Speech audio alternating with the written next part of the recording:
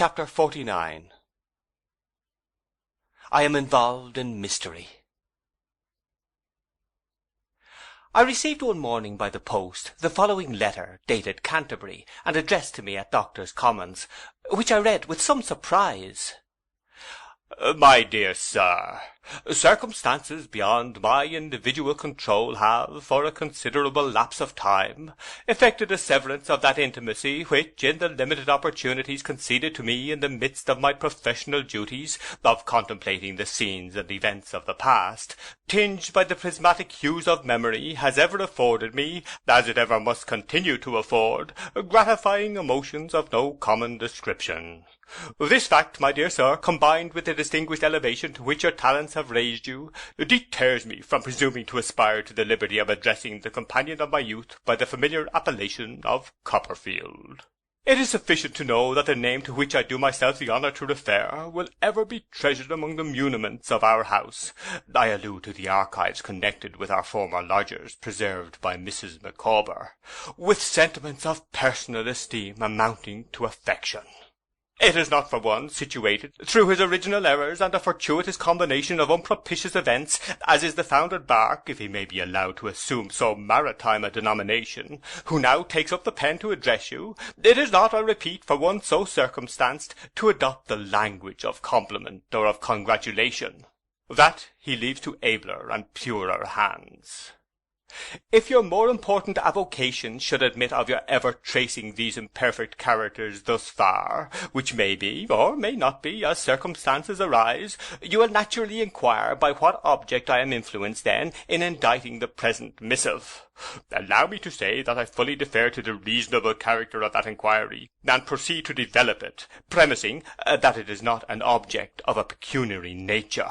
Without more directly referring to any latent ability that may possibly exist on my part, of wielding the thunderbolt or directing the devouring and avenging flame in any quarter, may I be permitted to observe in passing that my brightest visions are forever dispelled, that my peace is shattered, and my power of enjoyment destroyed, that my heart is no longer in the right place, and that I no more walk erect before my fellow man.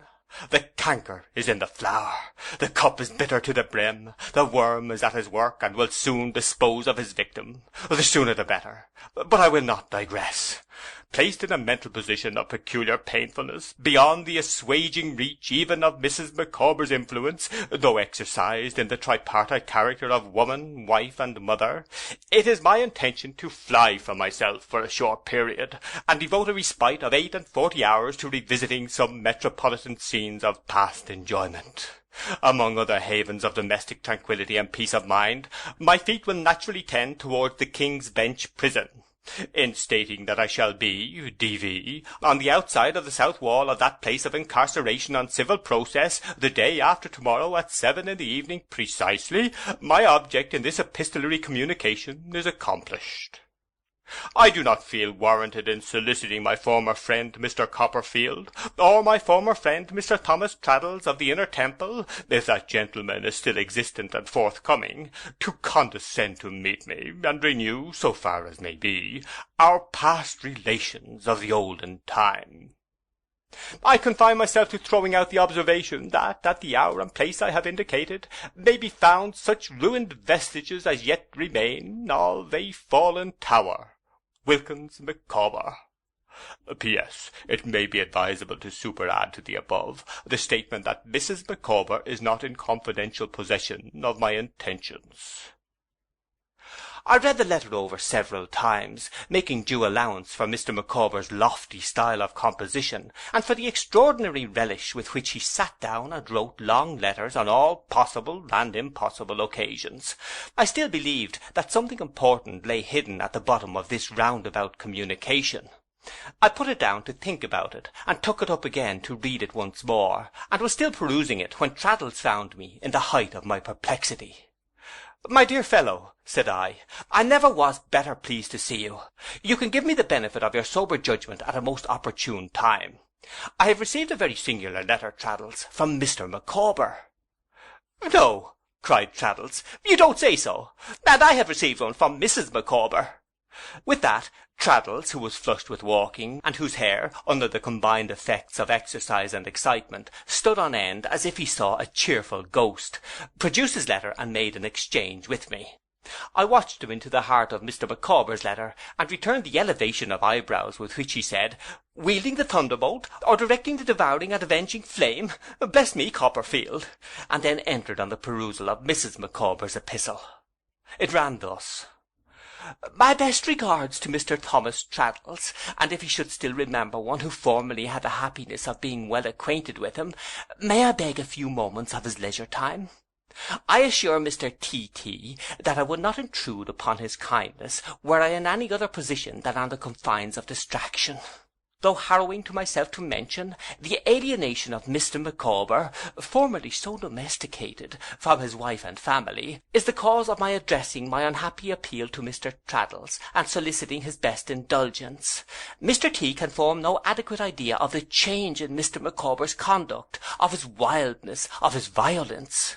It has gradually augmented, until it assumes the appearance of aberration of intellect. Scarcely a day passes, I assure Mr. Traddles, on which some paroxysm does not take place. Mr. T. will not require me to depict my feelings when I inform him that I have become accustomed to hear Mr. Micawber assert that he has sold himself to the D. Mystery and secrecy have long been his principal characteristic, have long replaced unlimited confidence. The slightest provocation, even being asked if there is anything he would prefer for dinner, causes him to express a wish for a separation.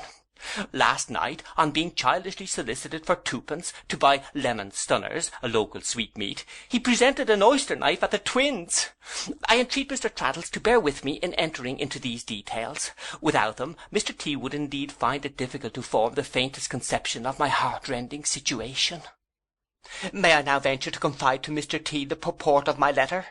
Will he now allow me to throw myself on his friendly consideration? Oh yes, for I know his heart. The quick eye of affection is not easily blinded when of the female sex. Mr. Micawber is going to London. Though he studiously concealed his hand, this morning before breakfast, in writing the direction card which he attached to the little brown valise of happier days, the eagle glance of matrimonial anxiety detected D.O.N. distinctly traced. The West End destination of the coach is the Golden Cross. Dare I fervently implore Mr. T. to see my misguided husband, and to reason with him?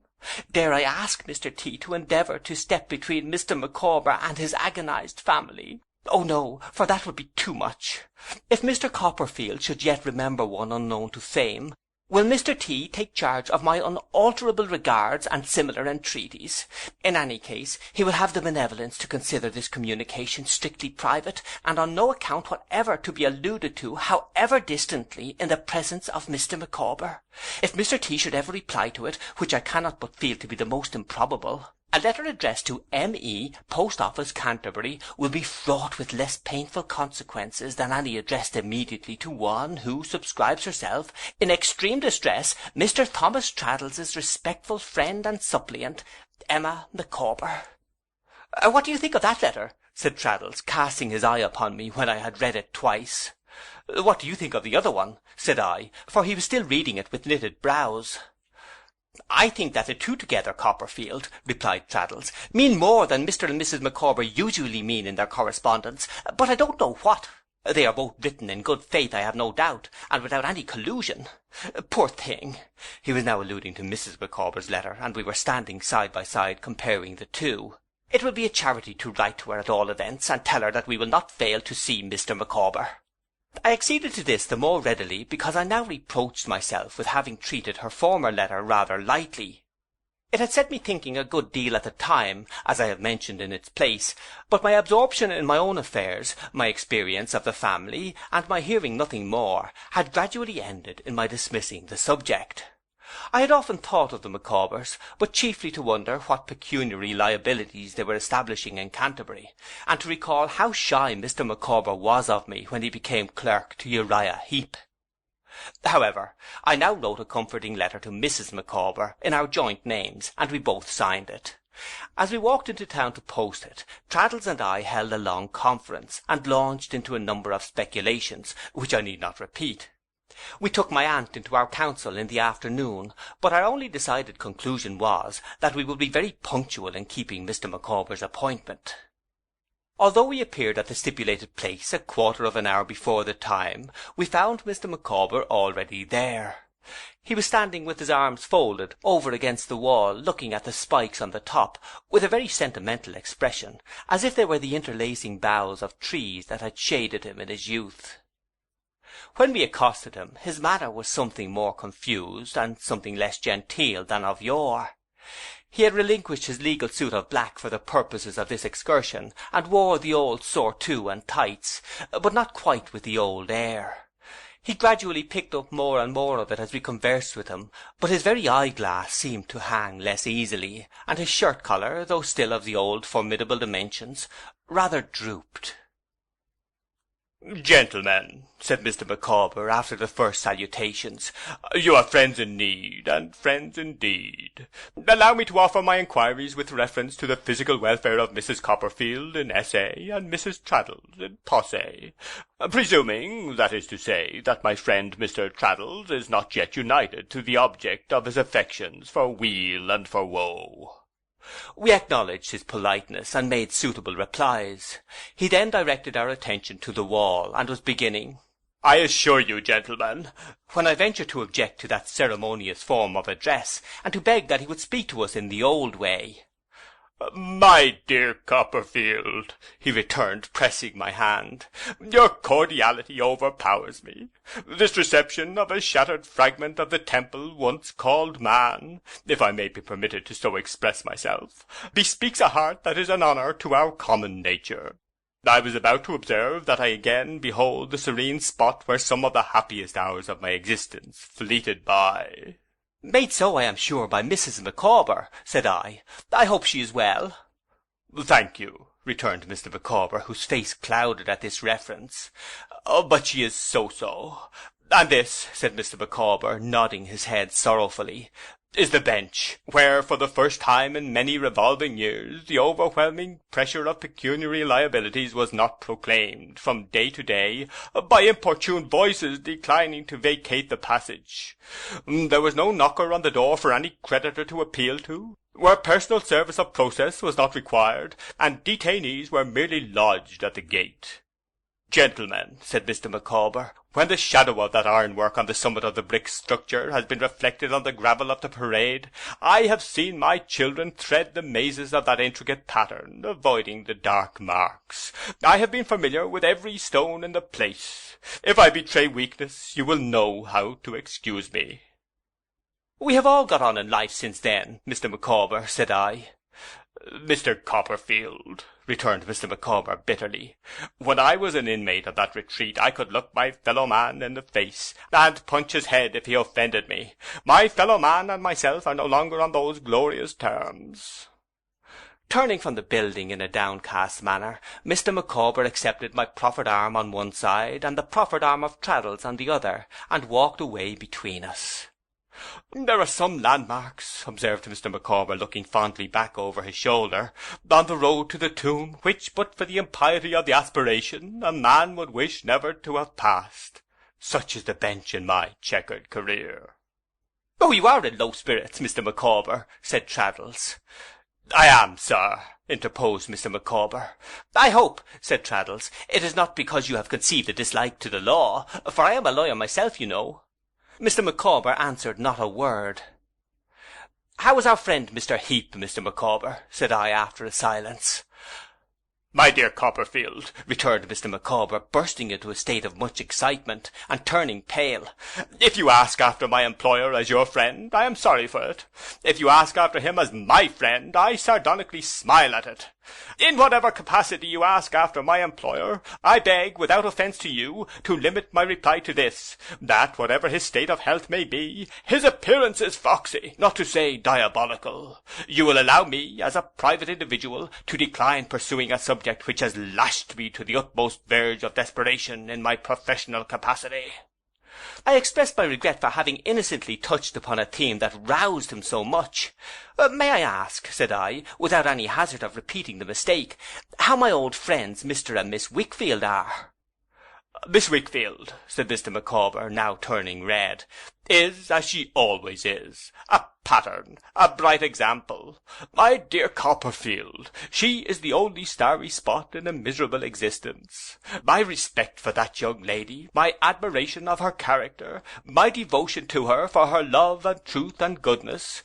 Take me," said Mr. Micawber, "down a turning, for, upon my soul, in my present state of mind, I am not equal to this." We wheeled him off into a narrow street, where he took out his pocket-handkerchief and stood with his back to a wall. If I looked as gravely at him as Traddles did, he must have found our company by no means inspiriting. "It is my fate," said Mr. Micawber, unfeignedly sobbing, but doing even that with a shadow of the old expression of doing something genteel.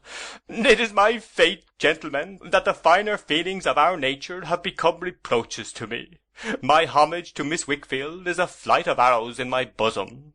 You had better leave me, if you please, to walk the earth as a vagabond. The worm will settle my business in double quick time." Without attending to this invocation, we stood by until he put up his pocket-handkerchief, pulled up his shirt-collar, and, to delude any person in the neighbourhood who might have been observing him, hummed a tune, with his hat very much on one side. I then mentioned, not knowing what might be lost if we lost sight of him yet, that it would give me great pleasure to introduce him to my aunt, if he would ride out to Highgate, where a bed was at his service. "You shall make us a glass of your own punch, Mr. Micawber," said I, "and forget whatever you have in your mind in pleasanter reminiscences. Or, if confiding anything to friends will be more likely to relieve you, you shall impart it to us, Mr. Micawber," said Traddles prudently. "Gentlemen," returned Mr. Micawber, "do with me as you will. I am a straw upon the surface of the deep, and am tossed in all directions by the elephants. I beg your pardon, I should have said the elements." We walked on, arm in arm again, found the coach in the act of starting, and arrived at Highgate without encountering any difficulties by the way. I was very uneasy and very uncertain in my mind what to say or do for the best. So was Traddles, evidently. Mr. Micawber was for the most part plunged into a deep gloom. He occasionally made an attempt to smarten himself, and hummed the fag end of a tune. But his relapses into profound melancholy were only made the more impressive by the mockery of a hat exceedingly on one side, and a shirt-collar pulled up to his eyes. We went to my aunt's house rather than to mine, because of Dora's not being well. My aunt presented herself on being sent for, and welcomed Mr. Micawber with gracious cordiality. Mr. Micawber kissed her hand, retired to the window, and, pulling out his pocket-handkerchief, had a mental wrestle with himself. Mr. Dick was at home. He was by nature so exceedingly compassionate of anyone who seemed to be ill at ease, and was so quick to find any such person out, that he shook hands with Mr. Micawber at least half a dozen times in 5 minutes.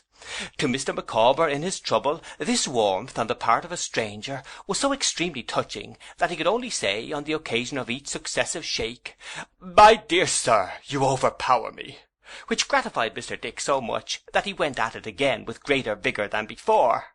"The friendliness of this gentleman," said Mr. Micawber to my aunt, "if you will allow me, ma'am, to cull a figure of speech from the vocabulary of our coarser national sports, floors me. To a man who is struggling with a complicated burden of perplexity and disquiet, such a reception is trying, I assure you." "My friend Mr. Dick," replied my aunt proudly, "is not a common man." "That I am convinced of," said Mr. Micawber. "My dear sir," for Mr. Dick was shaking hands with him again, "I am deeply sensible of your cordiality." "How do you find yourself?" said Mr. Dick with an anxious look. "Indifferent, my dear sir," returned Mr. Micawber, sighing. "You must keep up your spirits," said Mr. Dick, "and make yourself as comfortable as possible." Mr. Micawber was quite overcome by these friendly words, and by finding Mr. Dick's hand again within his own. "It has been my lot," he observed, "to meet in the diversified panorama of human existence with an occasional oasis, but never with one so green, so gushing as the present." At another time I should have been amused by this, but I felt that we were all constrained and uneasy, and I watched Mr. Micawber so anxiously in his vacillations between an evident disposition to reveal something and a counter disposition to reveal nothing, that I was in a perfect fever. Traddles, sitting at the edge of his chair with his eyes wide open and his hair more emphatically erect than ever, stared by turns at the ground and at Mr. Micawber without so much as attempting to put in a word. My aunt, though I saw that her shrewdest observation was concentrated on her new guest, had more useful possession of her wits than either of us, for she held him in conversation and made it necessary for him to talk, whether he liked it or not. "You are a very old friend of my nephew's, Mr. Micawber," said my aunt. "I wish I had had the pleasure of seeing you before." "Madam," returned Mr. Micawber, "I wish I had had the honour of knowing you at an earlier period. I was not always the wreck you at present behold." "I hope Mrs. Micawber and your family are well, sir," said my aunt. Mr. Micawber inclined his head. "They are as well, ma'am," he desperately observed after a pause, "as aliens and outcasts can ever hope to be." "Lord bless you, sir!" exclaimed my aunt in her abrupt way. "What are you talking about?" "The subsistence of my family, ma'am," returned Mr. Micawber, "trembles in the balance. My employer—" Here Mr. Micawber provokingly left off, and began to peel the lemons that had been under my directions set before him, together with all the other appliances he used in making punch. "Your employer, you know," said Mr. Dick, jogging his arm as a gentle reminder. "My good sir," returned Mr. Micawber, "you recall me. I am obliged to you." They shook hands again. "My employer, ma'am, Mr. Heep, once did me the favour to observe to me that if I were not in the receipt of the stipendiary emoluments appertaining to my engagement with him, I should probably be a mountebank about the country, swallowing a sword blade and eating the devouring element. For anything that I can perceive to the contrary, it is still probable that my children may be reduced to seek a livelihood by personal contortion, while Mrs. Micawber abets their unnatural feats by playing the barrel organ." Mr. Micawber, with a random but expressive flourish of his knife, signified that these performances might be expected to take place after he was no more, then resumed his peeling with a desperate air. My aunt leaned her elbow on the little round table that she usually kept beside her, and eyed him attentively. Notwithstanding the aversion with which I regarded the idea of entrapping him into any disclosure he was not prepared to make voluntarily, I should have taken him up at this point, but for the strange proceedings in which I saw him engaged, whereof his putting the lemon peel into the kettle, the sugar into the snuffer tray, the spirit into the empty jug, and confidently attempting to pour boiling water out of a candlestick, were among the most remarkable. I saw that a crisis was at hand, and it came. He clattered all his means and implements together, rose from his chair, pulled out his pocket-handkerchief, and burst into tears. "My dear Copperfield," said Mr. Micawber behind his handkerchief, "this is an occupation of all others requiring an untroubled mind and self-respect. I cannot perform it. It is out of the question." "Mr. Micawber," said I, "what is the matter? Pray, speak out. You are among friends." "Among friends, sir," repeated Mr. Micawber, and all he had reserved came breaking out of him. "Good heavens! It is principally because I am among friends that my state of mind is what it is. What is the matter, gentlemen? What is not the matter? Villainy is the matter. Baseness is the matter. Deception, fraud, conspiracy are the matter. And the name of the whole atrocious mess is Heep." My aunt clapped her hands, and we all started up as if we were possessed. "The struggle is over," said Mr. Micawber, violently gesticulating with his pocket-handkerchief, and fairly striking out from time to time with both arms, as if he were swimming under superhuman difficulties. "I will lead this life no longer. I am a wretched being, cut off from everything that makes life tolerable. I have been under a taboo in that infernal scoundrel's service. Give me back my wife. Give me back my family. Substitute Micawber for the petty wretch who walks about in the boots at present on my feet, and call upon me to swallow a sword tomorrow, and I'll do it with an appetite." I never saw a man so hot in my life. I tried to calm him, that we might come to something rational, but he got hotter and wouldn't hear a word. "I'll put my hand in no man's hand," said Mr. Micawber, gasping, puffing, and sobbing to that degree that he was like a man fighting with cold water, "until I have blown to fragments the detestable serpent Heep. I'll partake of no man's hospitality until I have moved Mount Vesuvius to eruption on the abandoned rascal Heep." Refreshment underneath this roof, particularly punch, would choke me unless I had previously choked the eyes out of the head of interminable cheat and liar heap. I'll know nobody, and say nothing, and live nowhere, until I have crushed to undiscoverable atoms the transcendent and immortal hypocrite and perjurer heap. I really had some fear of Mr. Micawber's dying on the spot. The manner in which he struggled through these inarticulate sentences, and whenever he found himself getting near the name of heap, fought his way onto it, dashed at it in a fainting state, and brought it out with a vehemence little less than marvellous, was frightful. But now, when he sank into a chair, steaming, and looked at us with every possible colour in his face that had no business there, and an endless procession of lumps following one another in a hot haste up his throat, whence they seemed to shoot into his forehead, he had the appearance of being in the last extremity. I would have gone to his assistance, but he waved me off, and wouldn't hear a word. No, Copperfield, no communication, until Miss Wickfield, redressed from wrongs inflicted by consummate scoundrel Heap. I am quite convinced he could not have uttered 3 words, but for the amazing energy with which this word inspired him when he felt it coming. Inviolable secret from the whole world, no exceptions, this day week, at breakfast time, everybody present, including aunt, and extremely friendly gentlemen, to be at the hotel at Canterbury, where Mrs. Micawber and myself, whole lang syne in chorus, and will expose intolerable ruffian Heap. No more to say, or listen to persuasion. Go immediately. Not capable. Bear society upon the track of devoted and doomed traitor Heap. With this last repetition of the magic word that had kept him going at all, and with which he surpassed all his previous efforts, Mr. Micawber rushed out of the house, leaving us in a state of excitement, hope, and wonder that reduced us to a condition little better than his own. But even then his passion for writing letters was too strong to be resisted, for while we were yet in the height of our excitement, hope, and wonder, the following pastoral note was brought to me from a neighbouring tavern, at which he had called to write it. A most secret and confidential. My dear sir, I beg to be allowed to convey through you my apologies to your excellent aunt for my late excitement. An explosion of a smouldering volcano long suppressed was the result of an internal contest more easily conceived than described. I trust I rendered tolerably intelligible my appointment for the morning of this day week at the house of public entertainment at Canterbury, where Mrs. Micawber and myself had once the honour of uniting our voices to yours in the well-known strain of the immortal exciseman nurtured beyond the Tweed. The duty done, and act of reparation performed, which can alone enable me to contemplate my fellow mortal, I shall be known no more. I shall simply require to be deposited in that place of universal resort, where each in his narrow cell for ever laid, the rude forefathers of the hamlet sleep, with a plain inscription, Wilkins Micawber.